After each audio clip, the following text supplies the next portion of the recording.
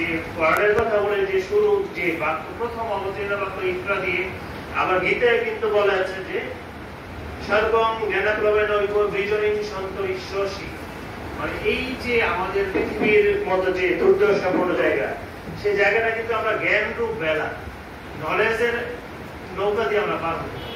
তো যাই হোক, আমরা আজকের বিষয়টা আসলে মানে নলেজ শেয়ারিং, মানে এখানে কেউ শিক্ষক হিসেবে কাজ করবে, কেউ ছাত্র হিসেবে এমন না। আপনাদের এক্সপার্টাইজ আছে, আপনাদেরও পরামর্শ এখানে গ্রহণ করা হবে।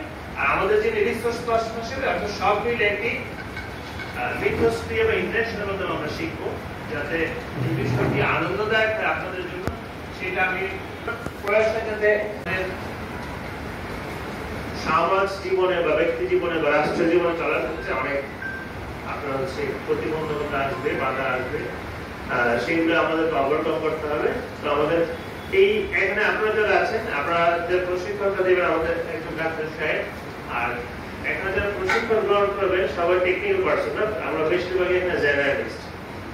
তো আপনাদের কাজ হচ্ছে যে মানুষের মধ্যে যে কনসাসনেস বা সচেতনতা বোধ সেটা জাগ্রত করে তোলা, সেই বিষয়ে আমরা মনে করি আপনার যথেষ্ট আপনাদের এক্সপার্টাইজ আছে।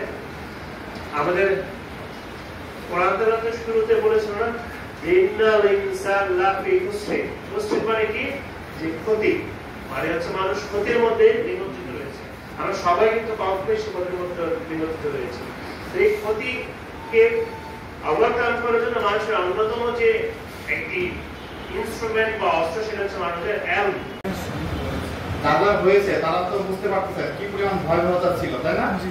আর বর্তমানে আরো বেশি ভয়াবহতা হয়েছে যে আমাদের যে অ্যান্টিবায়োটিক রেজিস্ট্যান্সের মাধ্যমে। অ্যান্টিবায়োটিক রেজিস্ট্যান্স মানে হচ্ছে অ্যান্টিবায়োটিকটা ওই জীবাণুর বিরুদ্ধে কাজ করে না।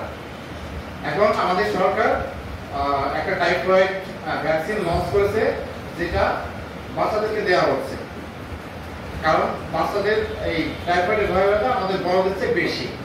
আর আপনাদেরকে এখানে আনা হয়েছে, আপনাদের সমাজের রোল অনেক বড়। আমাদের যে সাবেক কমিশনার আছেন, তারপর আমাদের শিক্ষক কিন্তু স্যাররা আছেন।